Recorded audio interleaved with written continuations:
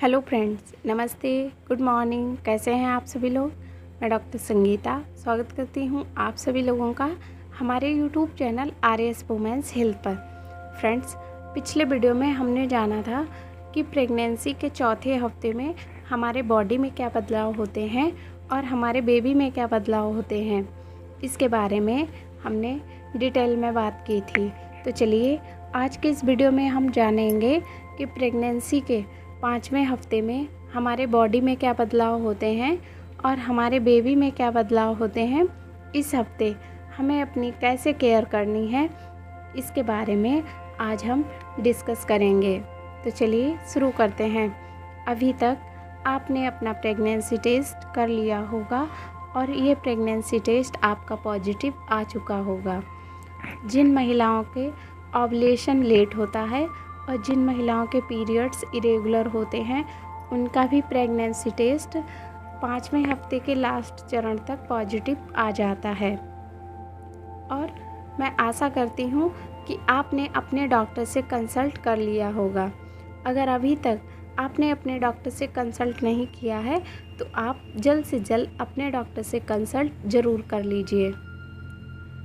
इस हफ्ते हमारे बेबी का विकास तेज़ी से होना शुरू हो जाता है और हमारे बेबी का सर्वाइकल स्ट्रक्चर बनना शुरू हो जाता है, हमारे बेबी का हार्ट बनना शुरू हो जाता है, हमारे बेबी के ईयर बनना शुरू हो जाते हैं और हमारी बेबी के आईज़ बनना शुरू हो जाते हैं। इस समय हमारे बेबी की लेंथ लगभग 3 मिलीमीटर रहती है और ये लेंथ डॉक्टर जब हमारे बेबी की लंबाई इस हफ्ते नापते हैं तो इसे हम CRL बोलते हैं, क्राउन रम्प लेंथ। इसके ज़रिए डॉक्टर जो बेबी होता है उसकी हेड से लेकर टेल तक पूरी लेंथ देखते हैं। और इस हफ्ते महिलाओं को कुछ लक्षण आना शुरू हो जाते हैं, लेकिन किन्हीं महिलाओं को कोई भी लक्षण नहीं आते हैं और किन्हीं महिलाओं को जी मिचलाना, मॉर्निंग सिकनेस, लाइटनेस लगना, चक्कर आना और इसके साथ प्रेगनेंसी का जो सबसे इम्पॉर्टेंट लक्षण है जी मिचलाना, वॉमिटिंग होना, ये शुरू हो जाते हैं। और महिलाओं में खाने पीने में परिवर्तन होने लगता है। जैसे उन्हें जो चीज़ें बहुत ज़्यादा पसंद थी वो इस समय बिल्कुल पसंद नहीं आ रही हैं, बिल्कुल भी खाने का मन नहीं कर रहा है और जो चीज़ें वो पहले नहीं खा रही थी उनका खाने का मन हो रहा है। ऐसा इसलिए होता है, हमारी बॉडी में HCG नाम का हार्मोन्स बनना शुरू हो जाता है, जिसकी वजह से हमारी बॉडी में ये सिम्टम्स आना शुरू हो जाते हैं। जो महिलाएं होती हैं उनका ये सवाल रहता है कि प्रेगनेंसी के समय में हमारा वज़न कितना बढ़ना चाहिए। अगर आप अंडरवेट हैं और आपका BMI 9 है तो आपका पूरे गर्भावस्था में लगभग 16 से 19 किलो वज़न बढ़ना चाहिए। अगर आपका वेट नॉर्मल है और आपका BMI 15 से 16 है तो आपका लगभग पूरी प्रेगनेंसी में 11 से 12 किलो वज़न बढ़ना चाहिए। और अगर आप ओवरवेट हैं और आपका BMI 30 है तो आपका पूरी प्रेगनेंसी में लगभग 5 से 6 किलो वज़न बढ़ना चाहिए। अगर आपका बहुत ज़्यादा वज़न बढ़ता है तो इससे आपको प्रेगनेंसी में कॉम्प्लिकेशन हो सकते हैं और आपको डिलीवरी में भी कॉम्प्लिकेशन हो सकते हैं। बहुत सी महिलाओं का ये मानना रहता है कि जब हम प्रेग्नेंट हैं तो हमें डबल भोजन लेना चाहिए। ऐसा नहीं है, आपको पौष्टिक भोजन लेना है, आपको तली भुनी चीज़ें नहीं लेनी है और आपको डबल भोजन नहीं लेना है। ये जो हम भोजन लेते हैं वो डायरेक्ट हमारे बेबी तक नहीं पहुंचता है, हमारे बेबी तक सिर्फ हमारा ब्लड पहुंचता है। और जब हम पौष्टिक खाना लेते हैं, जब हम अच्छी डाइट लेते हैं तो इससे हमारे ब्लड में न्यूट्रिशंस और विटामिन्स की मात्रा अच्छी रहती है और हमारे बेबी का विकास तेज़ी से होता है।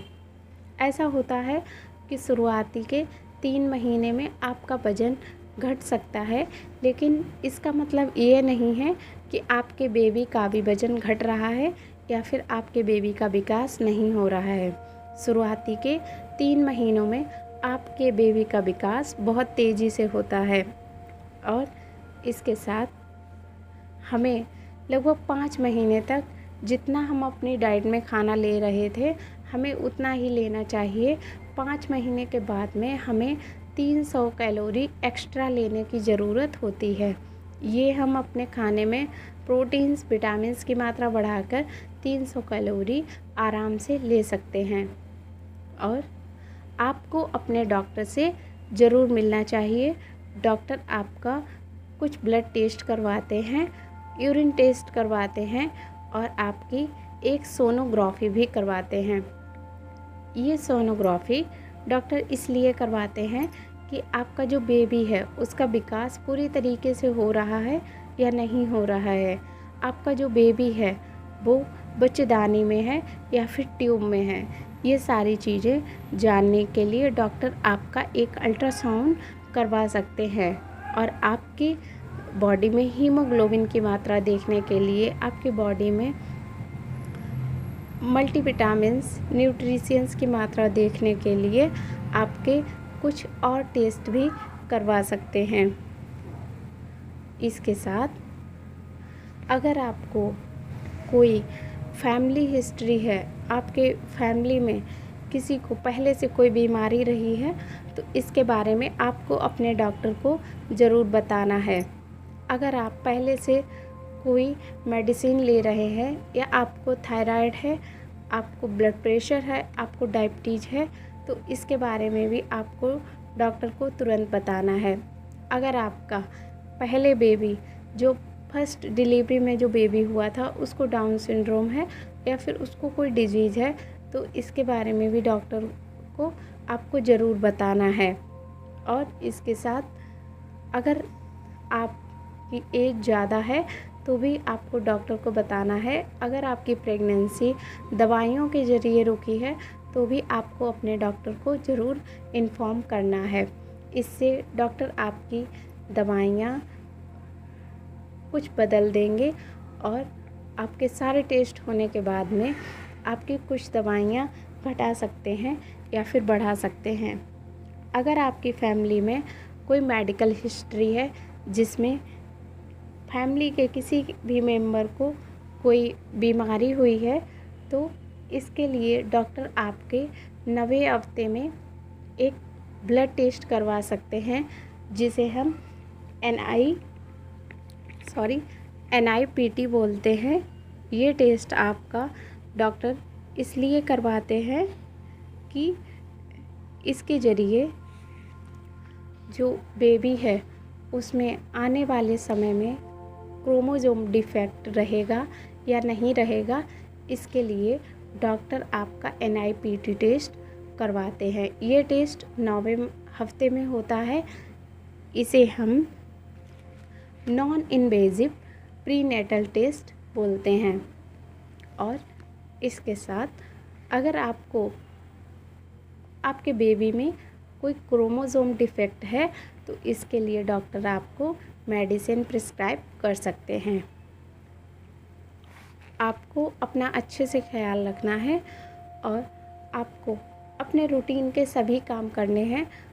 बस आपको कुछ बातों का ध्यान रखना है, जैसे आपको बहुत ज़्यादा कुछ भारी सामान नहीं लेना है, आपको तला भुना भोजन नहीं लेना है और इसके साथ आप पौष्टिक आहार लीजिए और अपना अच्छे से ख्याल रखिए।